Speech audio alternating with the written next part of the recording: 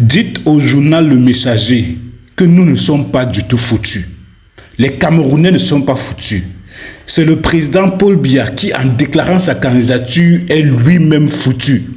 Parce que les Camerounais vont lui foutre une raclée que le gars n'a jamais connue depuis qu'il est président au Cameroun. Dites-le lui, s'il vous plaît, chers amis. Alors, bonjour chers amis, enchanté, moi c'est Brice. Si vous êtes nouveau sur cette chaîne, je vous prie, s'il vous plaît, lâchez un pouce bleu, mettez le geste qui motive, likez la vidéo, abonnez-vous, activez la cloche de notification pour toujours être alerté des prochaines vidéos. Alors, après l'annonce de la candidature du président Paul Biya pour un 8e mandat, les réactions fusent de partout. Entre moquerie et raillerie, plusieurs pays de l'Afrique centrale sont en train de se moquer, et le monde entier se moque des Camerounais.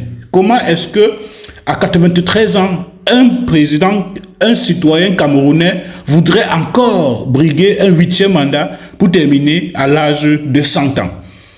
Edi Kawala, femme politique camerounaise, a réagi en disant ceci. Chers Camerounais, il nous revient de décider.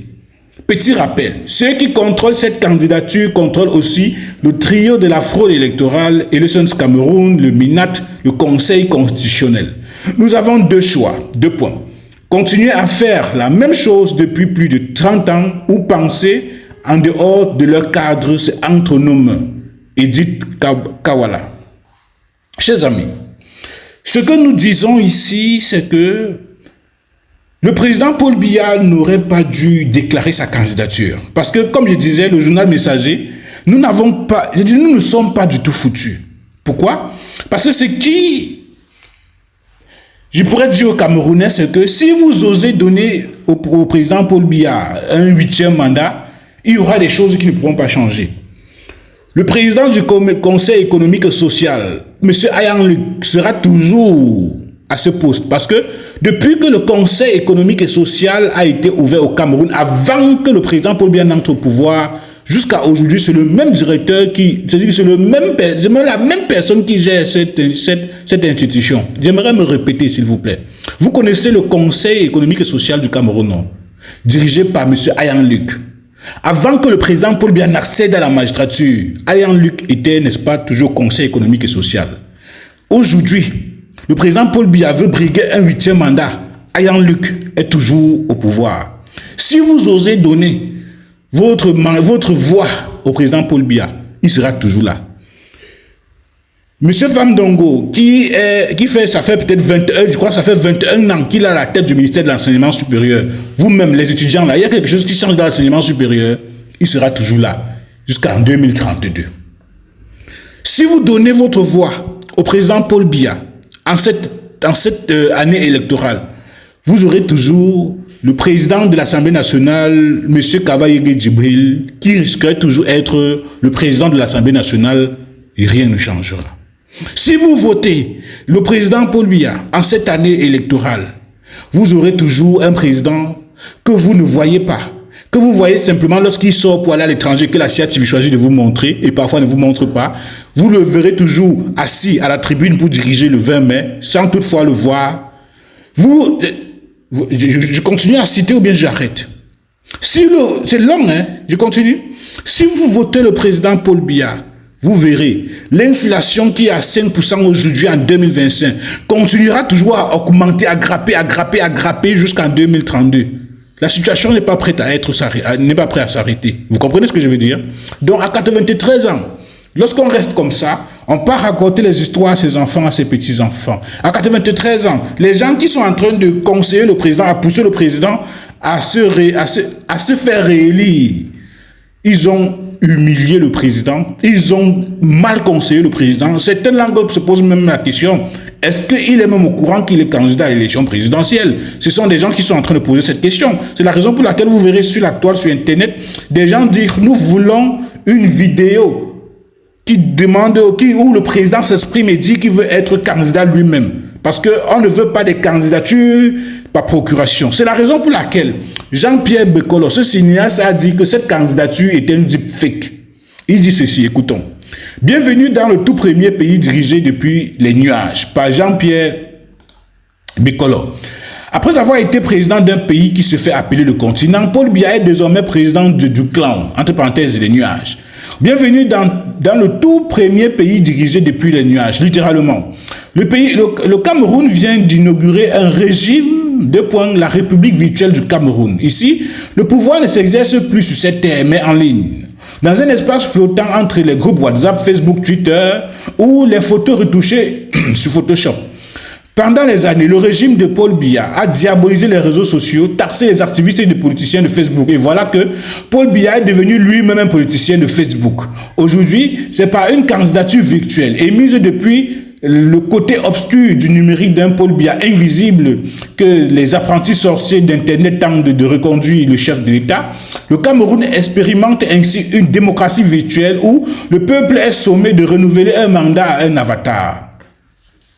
Ils ont moqué le virtuel parce que eux géraient le réel. Sauf que c'est d'un nuage qu'ils viennent dire aux Camerounais que Paul Biya est candidat. Un nuage qui est un clan et de la confusion que le palais vient poser la candidature d'un homme virtuel qu'on ne voit plus, qu'on n'entend plus, qu'on ne sent plus.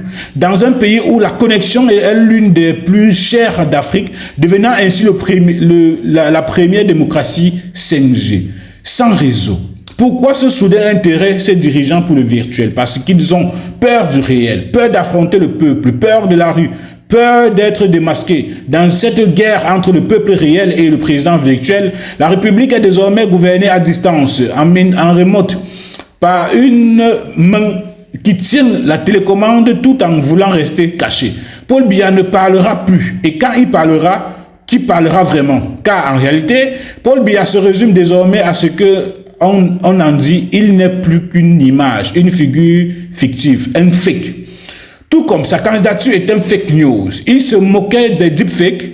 Pour cette élection, il nous donne un deep président. Il riait des avatars. Pour cette élection, il nous crée un président hologramme, version 93, bug constant. Mise à jour indisponible. Le régime camerounais qui vilipendait les réseaux sociaux y trouvait désormais refuge en y s'installant. Il bascule lui-même du côté obscur du web. Mais si le pouvoir s'enfonce dans l'irréel, c'est à nous, citoyens, de revenir au réel, de nous reconnecter à la vie, à la rue, aux luttes, pour que la vérité du réel démasque l'illusion du virtuel, l'imposture. Pendant que les Camerounais du réel cherchent du travail, cherchent de quoi nourrir leur famille, le régime lui cherche le wifi. Pendant que les Camerounais cherchent un président, le président n'est plus dans la République, il est dans le clan, les nuages. Le palais est devenu une data center. Le RDP c'est un bot et le pays un fichier en attente. Paul Biya sort de ce web, signé Jean-Pierre Bekolo, un cinéaste. En tout cas, chers amis, j'aimerais vous faire écouter, n'est-ce pas, cette réaction du professeur Maurice Kamto. Écoutez, s'il vous plaît. Nous avons besoin d'un sursaut national. Nous sommes à une phase de l'histoire de notre pays où on doit pouvoir mettre de côté même les chapelles politiques pour nous ressaisir et dire qu'est-ce qui nous arrive. Comment se peut-il que un des pays phares de l'Afrique au cours des années 60, 70, 80 soit aujourd'hui à la traîne, puis en pleine déliquescence, non pas seulement économique et sociale, mais dans son tissu social. On a réussi à fractionner même les lions indomptables. Et ça, ce n'est pas acceptable. Nous sommes là pour dire donc, réveillons-nous, ressaisissons-nous, remettons notre pays sur les rails. Il sera toujours temps de faire la politique politicienne si on veut. Mais la situation est grave. Et que l'on ne vous trompe pas. Si vous prenez les chiffres, vous êtes à Washington. La Banque mondiale n'est pas loin, le FMI. À la limite, vous n'avez même pas besoin de nous pour avoir les données sur la situation économique et sociale du Cameroun aujourd'hui.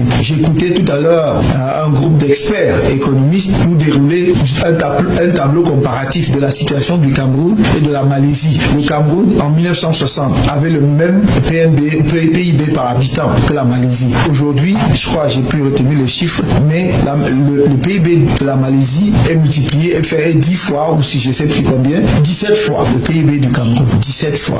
La Corée du Sud, pareil. Donc, sans même espérer être au même niveau de développement que ces deux pays, nous aurions dû au moins préserver préserver ce que nous avions dans les années 80, à la fin des années 80.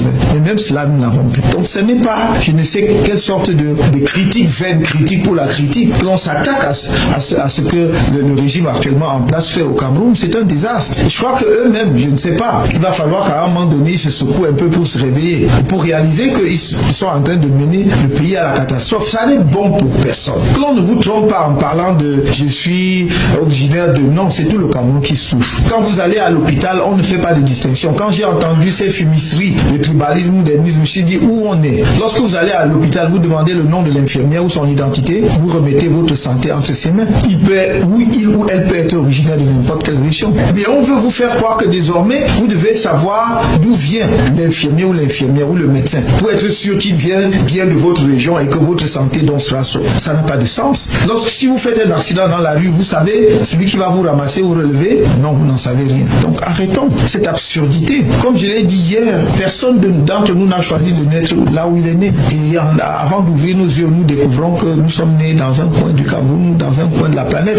On aurait pu naître au pôle Nord ou ailleurs. Ce qui importe, c'est de regarder chaque être humain avec le respect qui lui est dû en tant qu'être humain, de respecter sa dignité. Et si vous avez des griefs contre lui, d'avoir ces griefs sur la base de son comportement et non pas de préjugés grégaires. Il n'y a pas de communauté parfaite, il n'y a pas de pire communauté dans l'absolu. On trouve ce qu'il y a de bien et de meilleur dans toutes les communautés humaines. Et seul cela doit guider notre comportement vis-à-vis des autres. Le jour où nous allons comprendre cela et que nous allons nous mobiliser en tant que collectivité nationale exceptionnellement dotée du point de vue des ressources humaines, alors je vous ai dit, nous aurons 10 ans pour changer la face du Cameroun, pas plus. 10 ans, nous le reconnaîtrons plus. Je le dis parce que nous travaillons là-dessus tous les jours. Dès le premier jour J1, lorsqu'on sera en capacité de gouverner le Cameroun, vous verrez qu'on déroulera le programme. On n'arrivera pas pour tâtonner, pour demander par quel bout on commence. Donc je voudrais que vous soyez confiants pour terminer, que vous soyez confiants, que personne ne vous fasse douter. Nous allons passer encore par des moments difficiles parce que évidemment, ceux qui sont,